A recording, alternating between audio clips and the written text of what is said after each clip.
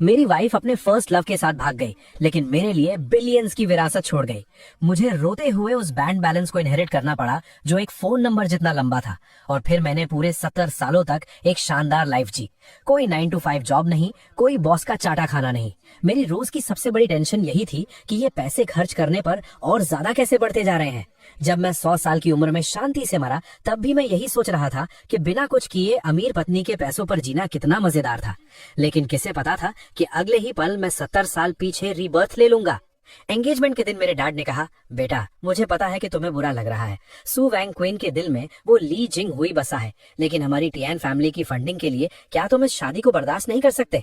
एक अमीर औरत जिसे प्यार में कोई इंटरेस्ट नहीं, वो मुझे अमीर और आजाद बना रही है। इस बारे में एक सेकंड भी सोचना पैसों की बेइज्जती होगी। डैड हैरान थे, तुम इतनी जल्दी मान गए? पिछले वीक तो तुम कह रहे थे कि तुम सन्यासी बन जाओगे, लेकिन उस एक्सप्रेशनलेस लड़की से शादी नहीं करोगे। मैंने कहा, डैड इंसान बड़ा होता है। मुझे अचानक से रियलाइजेशन हुआ है, प्यार जरूरी है लेकिन फ्रीडम की कीमत और भी ज्यादा है। हमारी फैमिली बिजनेस के लिए इतना पर्सनल सैक्रिफाइस तो मैं कर ही सकता हूँ। तभी सू वैंग क्विंग ने मुझे देखा और मन में सोचा, टियान गो तुम जिंदा हो। क्या भगवान ने मेरी दुआ सुन ली? मुझे वापस उस टाइम में भेज दिया जब कुछ भी शुरू नहीं हुआ था। पिछली लाइफ में मैंने उस फेक फर्स्ट लव के लिए तुम्हारी पूरी जिंदगी बर्बाद कर दी। इस लाइफ में मैं तुम्हारी तरफ कदम बढ़ाऊंगी। वो मेरी तरफ आ रही थी, वो एक किलर ऑरा के साथ आ रही थी। हालांकि वो बहुत धीरे चल रही थी, लेकिन मुझे लगा कि उसका हर कदम मुझे कुचलने की प्लानिंग कर रहा है। उसने अपना हाथ बढ़ाया। क्या वो मुझे थप्पड़ मारने वाली है या सीधा गला दबाने वाली है? बॉस सू, चेहरे पर मत मारना, मुझे इसी चेहरे के दम पर फ्री की रोटियां तोड़नी है।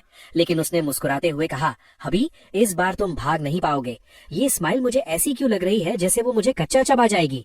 खैर, जब तक मेरी विरासत खतरे में नहीं है, मुझे खा भी ले तो चलेगा। लेकिन उसकी पकड़ इतनी मजबूत थी। बॉस सू, आराम से बात करते हैं। हालांकि मैंने खुद को आपकी फैमिली को बेच दिया है, लेकिन मैं अपना टैलेंट बेचता हूँ, बॉडी नहीं। हाँ, अगर पैसे बढ़ा दो तो बात अलग है। बॉस सू का माइंड चेंज होने से रोकने के लिए और अपनी रिटायरमेंट पॉलिसी को जल्दी एक्टिवेट करने के लिए अगली सुबह मैं ठीक से ब्रश भी नहीं कर पाया और उसे घसीटकर सिविल अफेयर्स ब्यूरो ले आया, जहां से पैसों की पवित्र महक आ रही थी। बॉस सू, मेरा मतलब है वाइफ सू, मैरिज सर्टिफिकेट मिल गया। अब मैं लीगली काम पर लग गया हूँ। तो क्या अब हम दोनों अपने अपने घर जाएं और उस एक्सीडेंट के होने का इंतजार करें? उसने कहा, टियान गो, पहले मैंने तुम्हारे साथ गलत किया, अब मैं तुम्हारी अच्छी वाइफ बनकर इसकी भरपाई करूंगी। हम तुम्हारे उस बड़े वाले फ्लैट में रहेंगे। मैं आज रात ही वहां शिफ्ट हो रही हूँ। क्या एक साथ रहेंगे? मैंने सोचा था सर्टिफिकेट मिलने के बाद मैं अपनी लग्जरी लाइफ को आराम से एंजॉय करूंगा, लेकिन बॉस सू मुझे दिखाना चाहती थी कि एक परफेक्ट वाइफ कैसी होती है।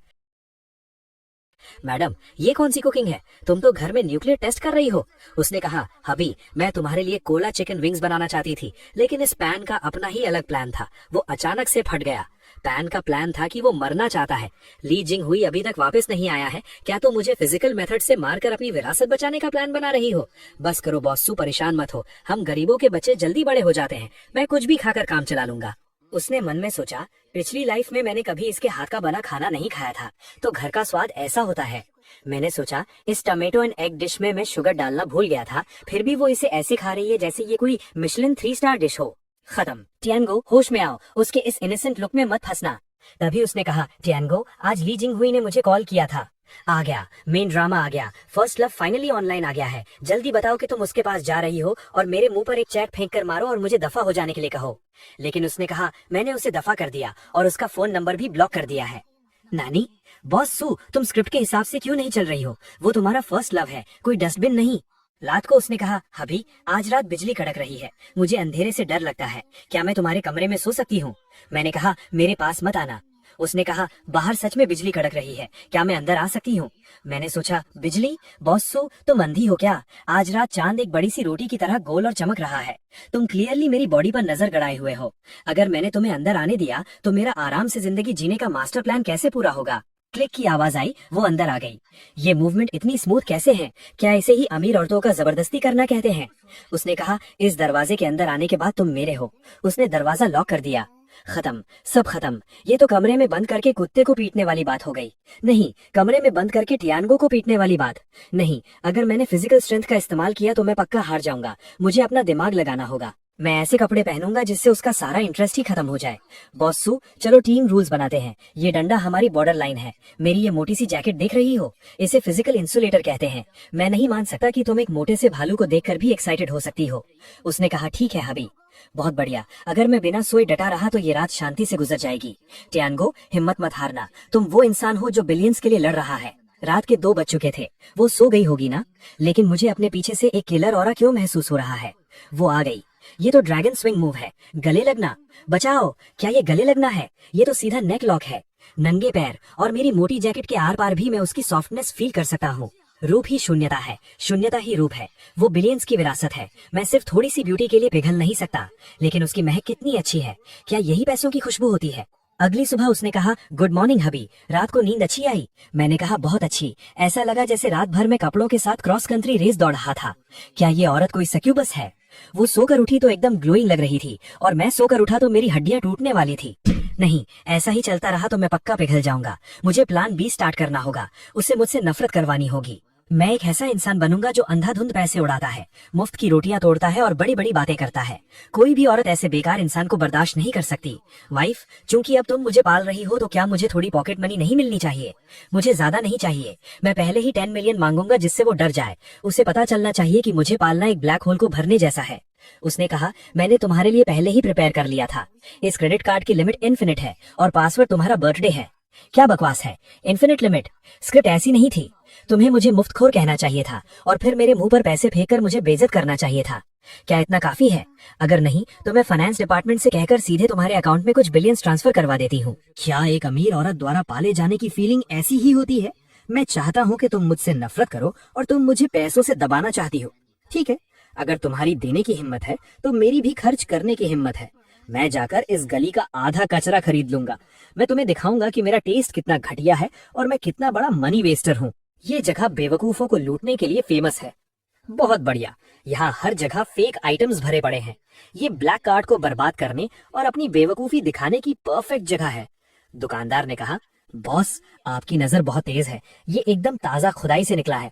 मैंने कहा, बकवास बंद करो, बस ये टूटा हुआ मटका और वो टूटी हुई टाइल्स का ढेर दे दो, मुझे सब चाहिए। ये चीज किसी मुर्गी के दड़बे से निकले हुए खाने के बर्तन जैसी लग रही है। इसे खरीदकर करोड़ों की मैंशन में रखूंगा। सू वॉन्गचिंग इसे देखेगी तो पक्का मेरे घटिया टेस्ट से नफरत करेगी।